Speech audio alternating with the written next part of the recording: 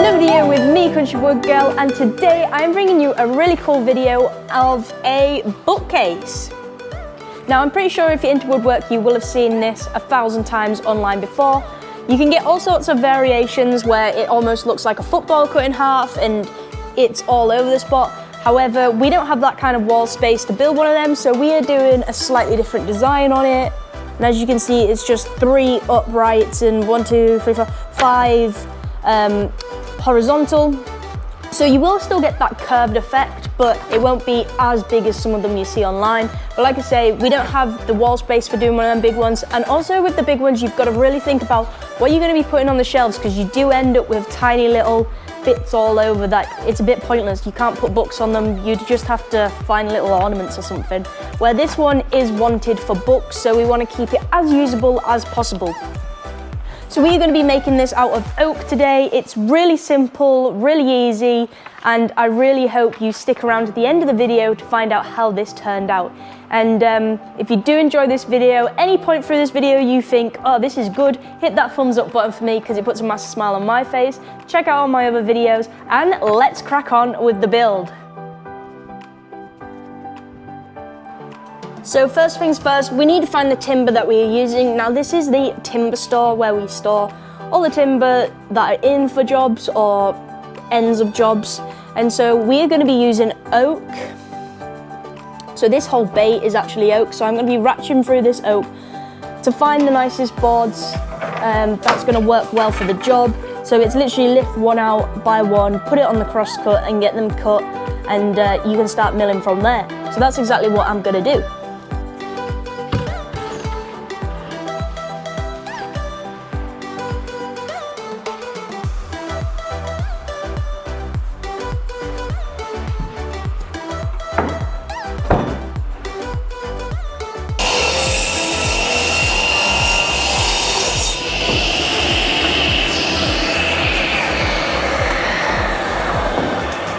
We want to straighten this one edge. As I can see, there's no sap on this edge. If you can see, there's a slightly different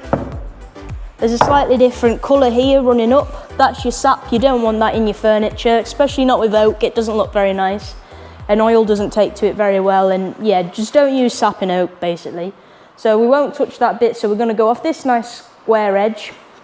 We'll put that over the planer, get one side nice and flat, and then we'll put this through the saw.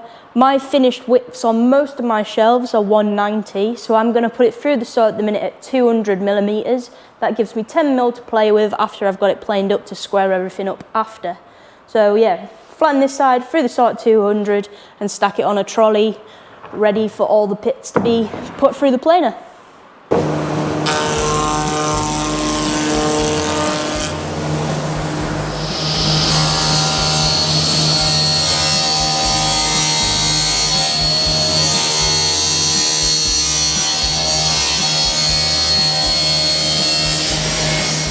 So as you can see, this is now in a rough square state, ready to be faced on the planer. Really important, mark up your parts. So I've just numbered my shelves, the horizontal ones, 1, 2, 3, 4, 5. So easy, just 1, 2, 3, 4, 5. And the uprights, I've just named uprights because there's only 3 of them. Really important that you do number them, because obviously once you've planed them all up, your markings on the top will have disappeared, and then you might be a little bit stuck on which one was what. And then you've got a bit of a puzzle to work out. So just easy to save time, get them marked up on the ends now. So I've still got a few more of these boards to get out. As you can see, we've not got a lot here, not enough for the bookcase yet. So I'm going to get a few more of them out, and then we'll start planing them up.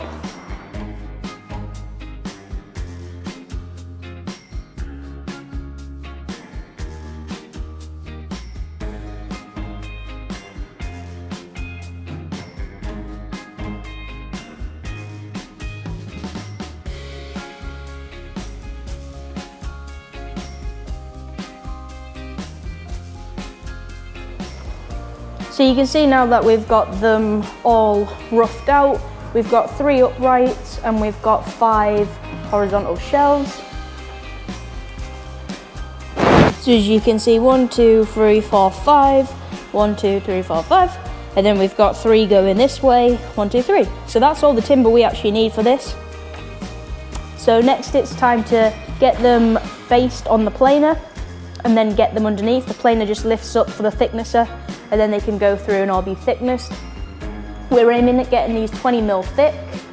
If they're slightly thinner, like 19, that'll be okay. If they're slightly thicker at 22, again, that'll be okay. We're just aiming for somewhere around that, which I'm pretty sure we'll get because these do look quite nice and chunky. So yeah, we'll see how it goes.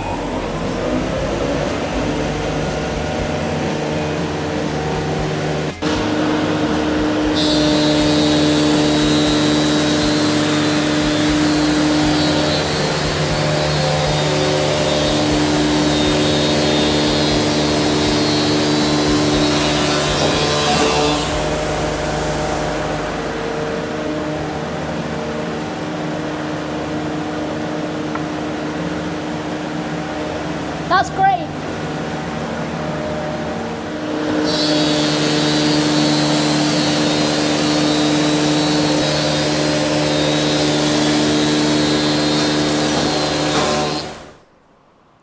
So we've got our boards milled up now, and I've actually whipped them as well.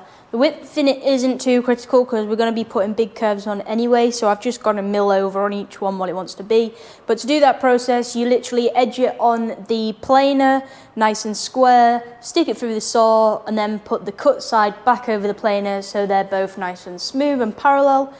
I didn't show that on camera because it's just a really boring process and it's similar to when we were roughing out, so I haven't done that. But we do need to cut these to length now, so I will show you how to do that with one of them. So we're going to be going on the panel saw with the sliding fence and getting these cut nice and square. So for these shelves, the 1, 2, 3, 4, 5, 1 and 5 will be exactly the same length. 2 and 4 will be exactly the same length, and then 3 will be the longest length and on its own. So you can see that I've got 2 and 4 together there, 1 and 5 together there, just so when I'm on the saw it's really easy and you don't get mixed up which one's which. They're getting cut to the same length, they're getting cut to the same length, and then the one that's not there, which is on this other trolley, on here, that's a different length. So it keeps it nice and simple organising on your trolleys, so when you've got the machine running you don't have to think too hard.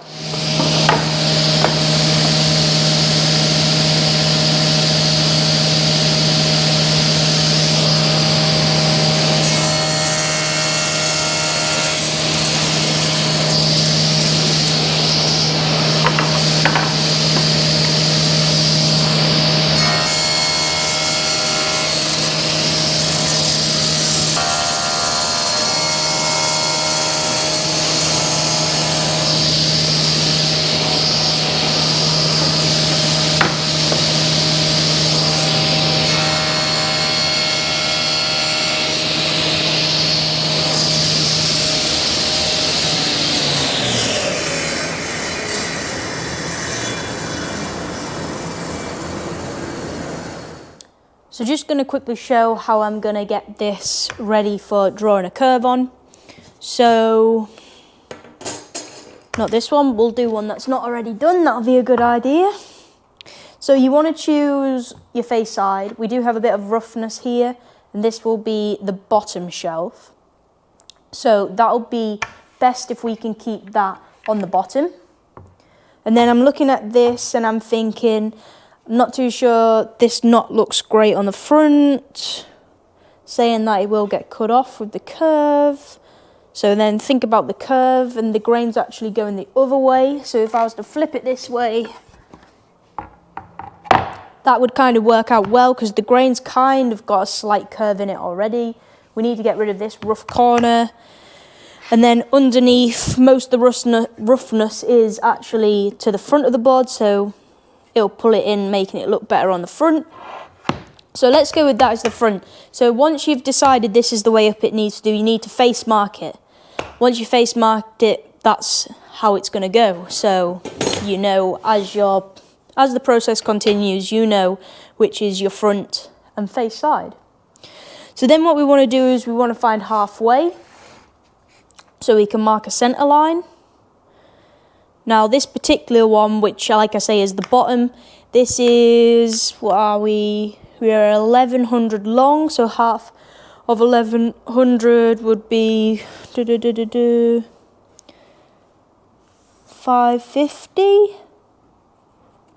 Put a little mark on 550, and always best just to double check. So turn your rule around and go from the other end. And again, mark 550, and that should be exactly where you marked the other way around. So then use your square and square that right across. And also go down the front as well, because I think that's going to help us when we're half lapping. So that's our centre line, so that's going to be the widest point of our curve. And then on the ends, I've decided I'm going to keep 110 mil of timber and start my curve from there, because that's still a useful shelf. The thinner you go, so say you were going to go like 50 mil, you're obviously losing shelf space all the way along. So the wider you keep this, the more shelf space you'd have. But you still want to take enough off that it does look like a nice curve. So we're going for 110. Always a good idea is to just mark your waist side, and then you don't get it the wrong way round. Just lots of little tips and tricks to help make sure you're marking out right and taking off the right parts. So again, 110 mil and mark my waist side. Once you've got that done, you want to find a thin but strong bit of wood. Here's one that I just keep by my bench for doing this. You can see it's got loads of pencil marks on. But then this will literally just bend into the right shape. But like I say, you need 2 people to do it this way, or you need to put cramps on each one, but it's a bit of a faff and it takes ages doing that way. So I'm going to go grab Tom, and he's going to give me a hand marking this out.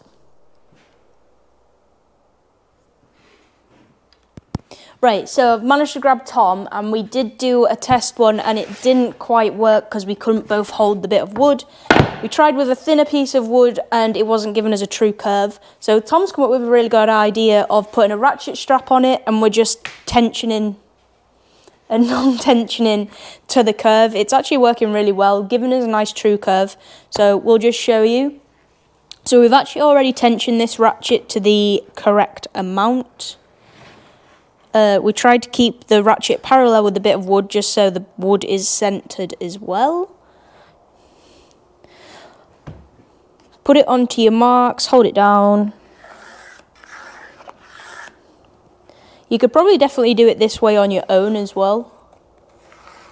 But like I say, Tom was free, so grabbed him. And you can see there, that's a nice true curve. And you can look down it once you've done it, and you would be able to tell if there's a bump in it. That's the best way of doing it. Shut one eye and look down it. So we're just going to do that on all of them, mark that out, and then we're on to half laps. So we have now got all our curves drawn on every single bit of timber that we've got. Now this is where it starts to get a little bit complicated, because you need to work out all your half laps. Now they are actually all going to be different. Well, most of them are. You can see that this number 1 and this number 5 shelf, they'll be the same. These two will be the same. This one will be different. And again, vice versa with the upright. So this one will be exactly the same as this one, but this one will be different. Because you can see this one's wider than this one. So this one's going to have a deeper half lap in. So the easiest way to mark these out is get all of these shelves stacked together, which is what we've done here. Line up your centre lines that you've done. We have actually already done 1 half lap just to test it out. But line up all your centre lines. And then what you want to do is you want to mark your centre half lap. So this gap here is exactly the same thickness as your board. So the other piece will just slot straight in. At that point, you want to decide how much of a gap you want here. So let's just for say this is 400 mil. I'd go from this point, this side of your shelf, 400 mil, and you would mark your next upright to be slotted in. And remember, they're 20 mil thick, so another 20 mil line. And you can see that the ends are all staggered because they are how they're going to be. So these two are the same, these two are the same, this one's on its own. Again, you want the same distance the other way. So from this shoulder line, you want to mark 400 all the way this way, and again, draw another line. So we now know that these uprights are going to be in exactly the same place on the, these shelves are going to be in exactly the same place on your uprights. The only thing that's going to change is how deep your shoulder distance is going to be for your half lap. Now, so to work that out, so this one, our curve is going all the way here. So that is my full depth, and that's where my shelf is going to be. So half lap of that is literally just half here. So then our next one, have we got it marked? We do. We did exactly the same, stacked all these uprights together and marked on the distance we want between them here. So there's going to be a lot more half laps in these uprights than there is in the shelves. There'll only be 3 in the shelves, and in the uprights there'll be 5.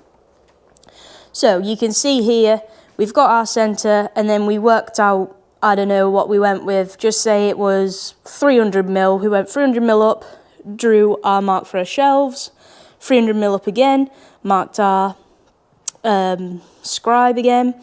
So this is where your half laps are going to change. So we can see that we've got a shelf coming in here. Well, we are now not full width of this board. We've got our curve coming in. So we want to be half of what this curve is and take that out. And again, we'll be getting less. Our curve's coming down and our next shelf is going to be here. So we only want to do a half lap half of this width. So that might actually only be like 35 mil. But when we cut this curve off, that will be half of our timber left. I hope that makes sense, but I'll show you how I do it on the saw now.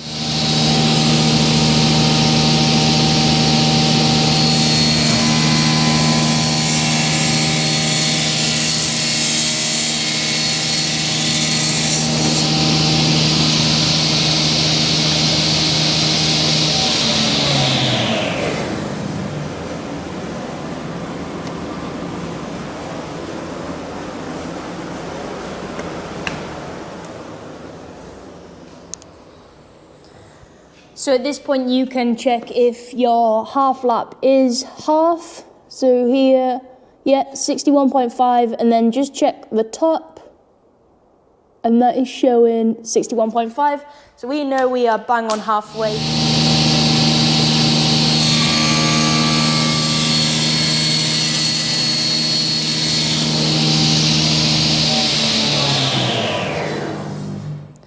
So now you've got your shoulder distance, you just want to waste this middle bit out. So take your block out and pull it along, and you can see where it's going to cut. So just keep it shy and just keep nibbling away. And you know that when you hit back on this block, it won't take any more out. So it's a nice safe way of doing it, that you're not going to ruin your joint by accidentally slipping and taking too much out.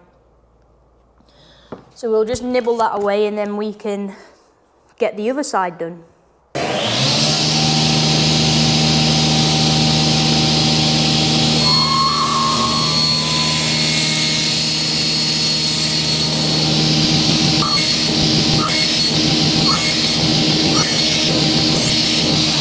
So as you can see there's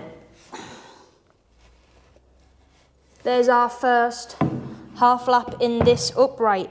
And you can always get a little offcut from cutting them to length and just check that that is going to fit, which it will be snug. You want it slightly snugger because you've obviously got to sand these with an orbital sander, which will take a little bit off.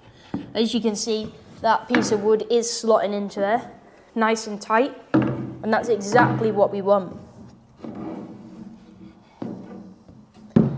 Now, really important that you keep going back to your design and just double checking. So I'm looking at this thinking, right, I've done this one here. Oh, but this one's going to be exactly the same. So while the saw's set, let's get that one done too. Which is this one. So we can literally just slot that one in exactly where this one was. And I know them two joints are going to be in exactly the same place. So now we'll get that one done.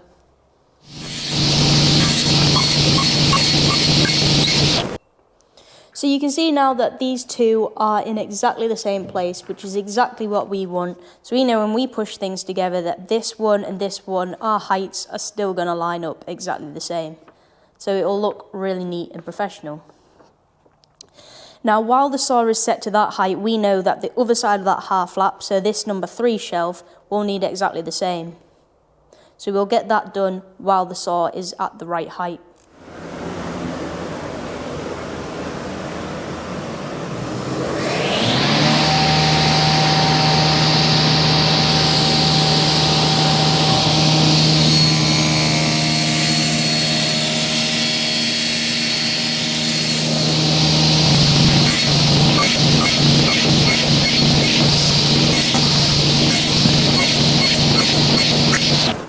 So as you can see there, we've got our 3 half laps in our middle shelf. So now all we've got to do is repeat that process a lot of times, which I'll probably just fly through now, stop explaining because I don't know, it might be making you more confused than it actually is. I'm not very good at explaining things, but if you're into kind of woodwork, I'm guessing you know how a half lap joint works. This is just half laps on a curve.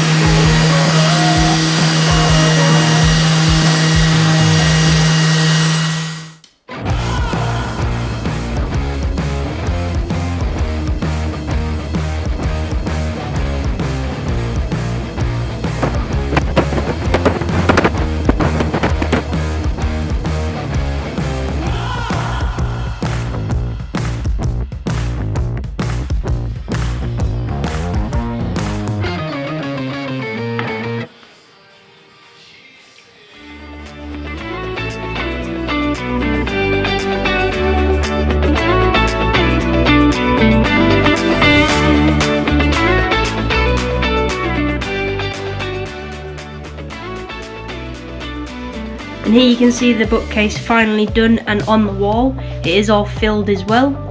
As you can see them nice curves. The stairs are actually just behind me, so as you come up the stairs, you see them nice curves. You can see it's all nice usable space. On the very ends that are quite narrow, you could still get a book on there, or you can get a nice little plant on. It looks really stylish, modern, and suits this house well. Customers happy. Please give a thumbs up if you did enjoy this video, and I'll see you next time, everyone. Bye!